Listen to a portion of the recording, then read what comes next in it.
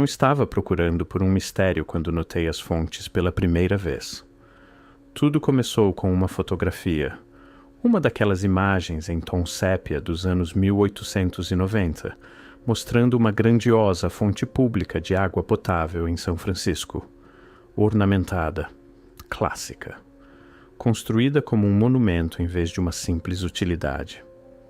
O tipo de estrutura que você esperaria encontrar na frente de um palácio, não numa esquina qualquer oferecendo água grátis para quem passasse.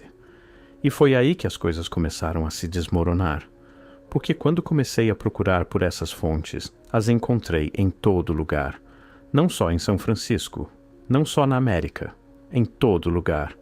Paris, Londres, Melbourne, Buenos Aires, Istambul, Calcutá, cidade após cidade, continente após continente, todas apresentando essas elaboradas fontes públicas de água que apareceram aparentemente da noite para o dia em meados do final dos anos 1800 e depois desapareceram com a mesma rapidez. Quanto mais fundo eu investigava, menos sentido a história oficial fazia. Deixe-me mostrar o que descobri. Entre aproximadamente 1850 e 1900, milhares e milhares de fontes públicas ornamentadas apareceram em cidades ao redor do mundo. Não eram torneiras simples ou poços básicos. Eram declarações arquitetônicas, granito esculpido, peças de bronze, múltiplas bacias em diferentes alturas, uma para humanos, uma para cavalos, uma para cães, floreios artísticos que não serviam nenhum propósito funcional, inscrições em latim, colunas clássicas. Algumas chegavam a 15, 20 pés de altura. O artesanato era extraordinário, trabalho em metal intrincado, pedras perfeitamente encaixadas, sistemas hidráulicos que exigiam engenharia de precisão, cada uma única, mas de alguma forma aderindo a princípios estéticos similares, e eram gratuitas. Isso levanta uma pergunta simples, mas crítica. Quem pagou por tudo isso? A explicação oficial é que filantropos ricos financiaram essas fontes como atos de caridade, que grupos como a Associação Metropolitana de Fontes de Água Potável e Bebedouros para Gado em Londres, ou organizações similares em outras cidades, encomendaram essas estruturas elaboradas por preocupação com a saúde pública e o bem-estar animal. Mas a explicação oficial desmorona aqui, porque não estamos falando de dúzias de fontes, estamos falando de milhares. Só em Londres, mais de 800 fontes apareceram entre 1859 e 1879. 20 anos, 40 fontes por ano, em média. E isso é apenas uma cidade. Multiplique isso por Nova York, Filadélfia, Boston, Chicago, depois Paris, Berlim, Viena, Roma, depois Melbourne, Sydney, Cidade do Cabo, Bombaim. Os números se tornam impressionantes. Dezenas de milhares dessas estruturas elaboradas, todas construídas dentro de uma janela de 50 anos, todas supostamente financiadas por doações de caridade, todas exigindo artesãos e engenheiros qualificados, todas aparecendo em cidades que supostamente estavam apenas começando a descobrir a infraestrutura moderna de água. O problema de coordenação se torna impossível de ignorar. Aqui é onde fica mais estranho.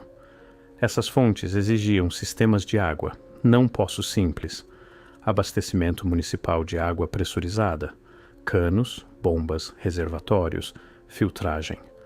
A própria infraestrutura que nos dizem que ainda estava sendo desenvolvida durante esse período.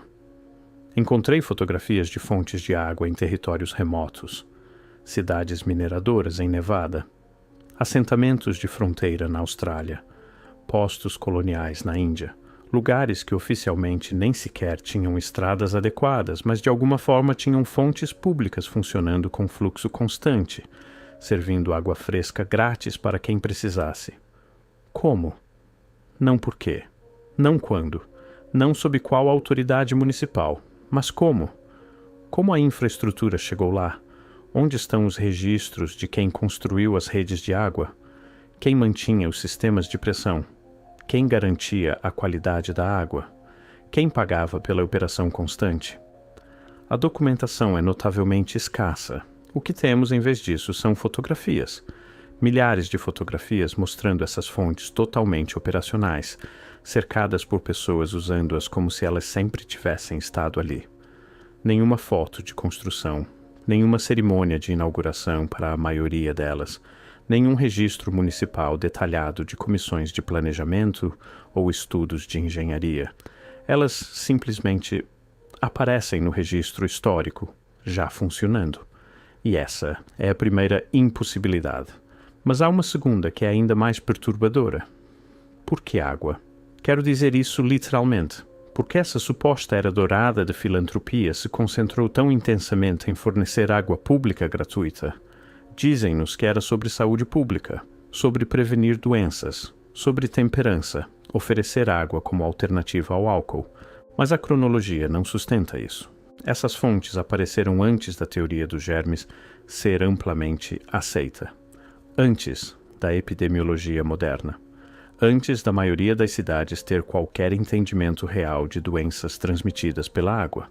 No entanto, alguém investiu recursos massivos na criação de uma rede mundial de pontos de distribuição de água gratuita, décadas antes de existir justificativa científica.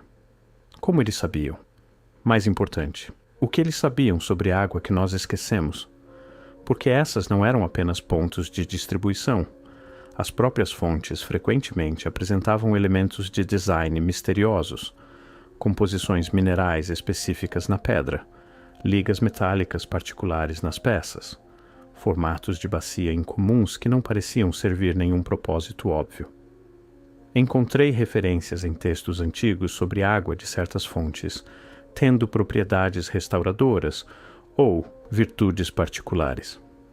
Não alegações místicas, observações pragmáticas. As pessoas preferiam água de fontes específicas e as cidades mantinham suas reputações. A água em si era diferente. Havia algo sobre os materiais usados nessas fontes que afetava a qualidade da água de maneiras que não compreendemos mais. Quanto mais fundo eu olhava, mais percebia. Nós não sabemos. O conhecimento foi perdido quando as fontes foram destruídas. E talvez esse fosse o objetivo. Se você está gostando desta investigação até agora, considere se inscrever. Esses padrões não se revelam facilmente e há muito mais para descobrir.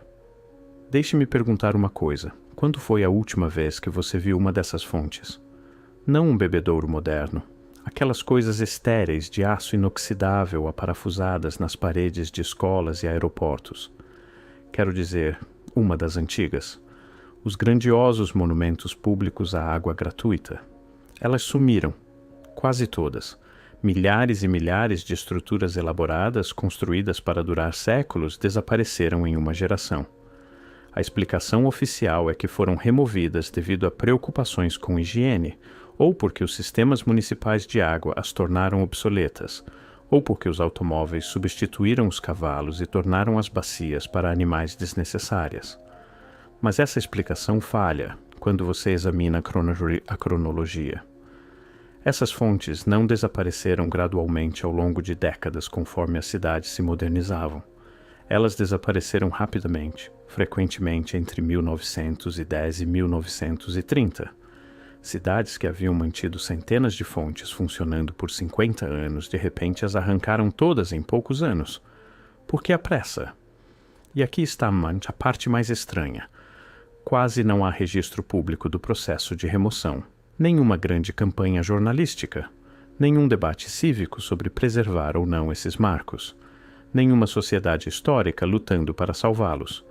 Esses projetos massivos de obras públicas foram desmontados e levados embora, e as fontes contemporâneas mal mencionam isso. É como se uma categoria inteira de infraestrutura pública fosse deliberadamente apagada da paisagem urbana e todos, simplesmente, aceitaram. Quanto mais fundo eu ia, mais esse padrão de esquecimento organizado se revelava. Preciso levá-lo de volta às fontes em si, porque há algo sobre elas que não se encaixa com o que nos contam sobre essa era. O final dos anos 1800, nos dizem, foi um período de rápida industrialização, produção em massa, padronização. O ponto central da Revolução Industrial era a eficiência, fazer as coisas mais rápido, mais barato, mais uniformemente. Mas essas fontes não eram produzidas em massa. Cada uma era sob medida, esculpida customizadamente. Designs individuais. Encontrei fontes apresentando mitologia clássica, Netuno, ninfas aquáticas, golfinhos. Encontrei designs góticos com gárgulas e arcos pontiagudos.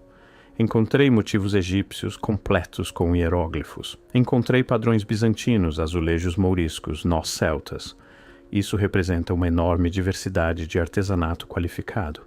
De onde vieram todos esses pedreiros? Onde foram treinados? Como cidades ao redor do mundo simultaneamente tiveram acesso a artesãos capazes de esculpir monumentos de granito de 15 pés? As evidências sugerem algo muito maior. Porque não estamos falando apenas de habilidade artística. Estamos falando de conhecimento técnico. Essas fontes tinham que lidar com pressão de água. Precisavam de designs à prova de congelamento em climas frios. Exigiam sistemas de drenagem. O trabalho em metal tinha que resistir à corrosão. A pedra tinha que ser adequadamente selada. Isso exigia expertise em engenharia aplicada ao nível arquitetônico, repetida milhares de vezes, através de continentes, por diferentes artesãos que de alguma forma todos entendiam os mesmos princípios. Não coincidência, não desenvolvimento paralelo, mas conhecimento coordenado. E uma vez que você vê isso, não consegue mais desver. Aqui está o que me levou completamente por esse caminho. Comecei a mapear as fontes. Usando diretórios antigos da cidade, fotografias históricas e documentos municipais arquivados, plotei onde essas fontes ficavam. E o padrão que emergiu era impossível de descartar. As fontes não estavam distribuídas aleatoriamente. Seguiam padrões geométricos precisos, intervalos específicos, quase como se alguém tivesse planejado toda a rede antes que qualquer fonte individual fosse construída. Em Londres, formavam círculos concêntricos irradiando de certos pontos centrais. Em Paris, alinhavam-se ao longo de linhas visuais conectando grandes marcos. Em Nova York, apareciam em intervalos regulares que não correspondiam a quarteirões da cidade ou linhas de propriedade, mas a algo mais, algo que eu não conseguia identificar. Isso levanta questões desconfortáveis. Se cada fonte era supostamente a dádiva independente de filantropos individuais, por que coletivamente formam padrões geométricos coerentes? Como os doadores coordenaram para preencher lacunas na rede? Por que se dariam ao trabalho? A explicação oficial que essas eram atos de caridade ad hoc simplesmente não pode explicar o padrão organizado de distribuição. Sugere planejamento, coordenação central, um sistema unificado. E esse sistema parece ter servido todas as cidades da Terra, todas de uma vez, antes de desaparecer completamente. É aqui que o mistério se torna genuinamente perturbador. Comecei a perguntar às pessoas sobre essas fontes. Historiadores, planejadores urbanos, professores de arquitetura, engenheiros municipais, pessoas que deveriam saber sobre infraestrutura pública significativa em suas cidades. Quase ninguém sabia. E quando mostrei a eles as evidências, as fotografias, os mapas antigos, os registros arquivados, obtive a mesma resposta repetidamente. Eu nunca soube disso. Como isso é possível? Como uma categoria inteira de monumento público, milhares de estruturas que ficaram em cidades por 50 anos usadas diariamente por milhões de pessoas, simplesmente desaparecem da memória coletiva? Isso não era história antiga. Essas fontes ainda estavam de pé quando nossos avós eram crianças. Deveria haver histórias de família, memória institucional, marcos históricos. Em vez disso, silêncio. O padrão se repete com precisão perturbadora.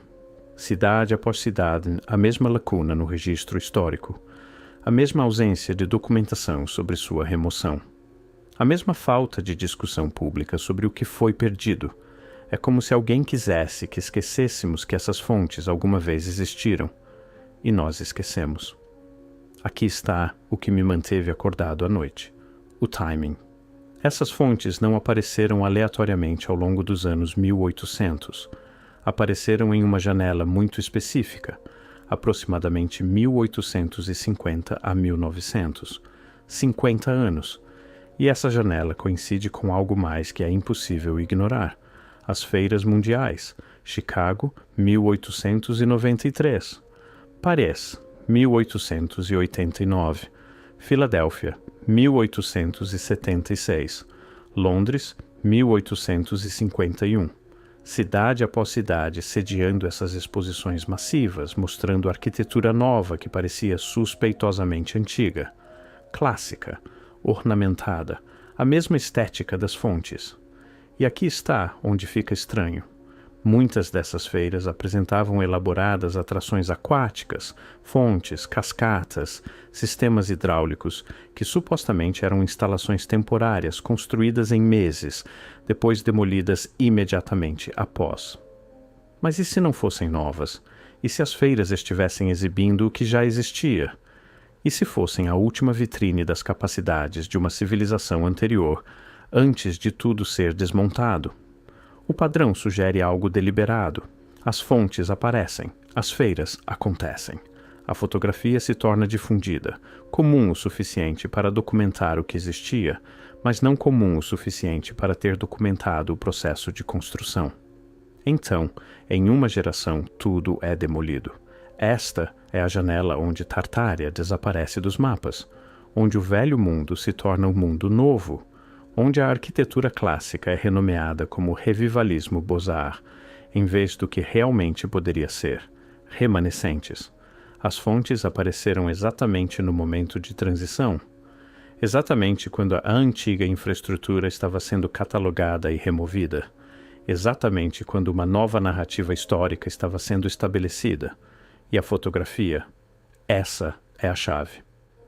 Temos imagens suficientes para saber que essas fontes existiram, mas não o suficientes para entender de onde vieram. É a lacuna perfeita. A evidência foi documentada logo antes de ser apagada. Como se alguém soubesse que gerações futuras fariam perguntas e quisesse garantir que houvesse prova suficiente para nos assombrar, mas nunca o suficiente para provar nada. Uma vez que você vê o timing, não consegue mais desver. As evidências apontam para várias conclusões inescapáveis. Primeiro, alguém construiu uma rede global de infraestrutura de água em meados dos anos 1800, que era muito mais avançada e muito mais coordenada do que a história oficial reconhece. Segundo, essa rede exigia conhecimento técnico, expertise em engenharia e capacidade organizacional que não deveria ter existido naquela era, não naquela escala, não com aquela precisão.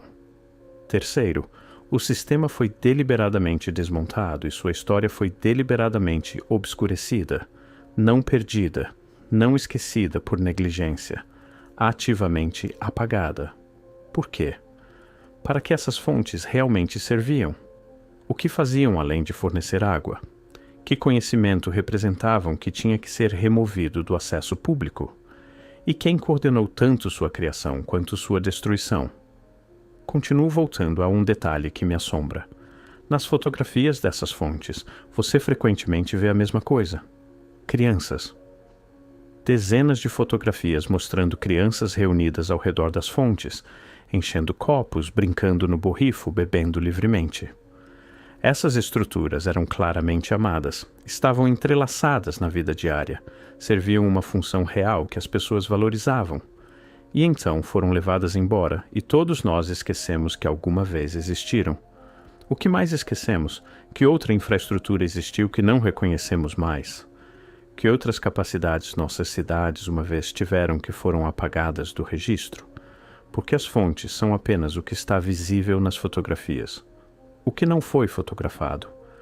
O que era tão comum, tão onipresente, que ninguém pensou em documentar antes de desaparecer? A explicação oficial colapsa aqui. Devemos acreditar que nossa civilização tem estado em uma trajetória ascendente constante, que tudo continua melhorando, mais avançado, mais sofisticado. Mas e se isso não for verdade? E se perdemos coisas? Coisas importantes. E se a era vitoriana teve acesso a conhecimento e capacidades que não temos mais? As fontes sugerem que sim. Não tenho respostas definitivas. Não sei exatamente quem construiu essa rede ou como fizeram ou por que foi destruída. Mas sei que a história oficial não se sustenta, sem trocadilho intencional. Sei que milhares de fontes públicas elaboradas, representando milhões de horas de trabalho qualificado e quantidades incalculáveis de recursos, apareceram ao redor do mundo em uma janela de 50 anos.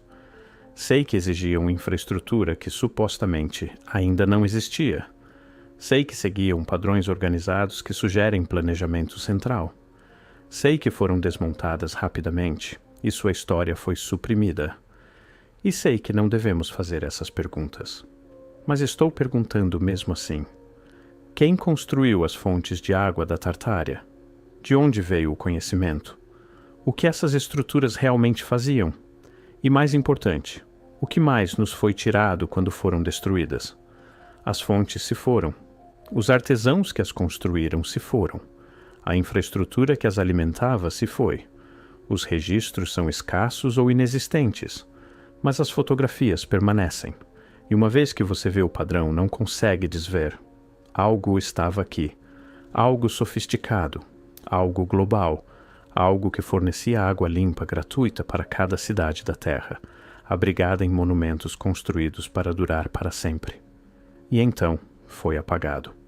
A pergunta não é se isso aconteceu. As evidências são esmagadoras. A pergunta é: o que mais não lembramos? Que outros presentes nos foram tirados enquanto não estávamos prestando atenção? E quem se beneficiou de nos fazer esquecer? Não espero respostas. Não hoje. Talvez nunca.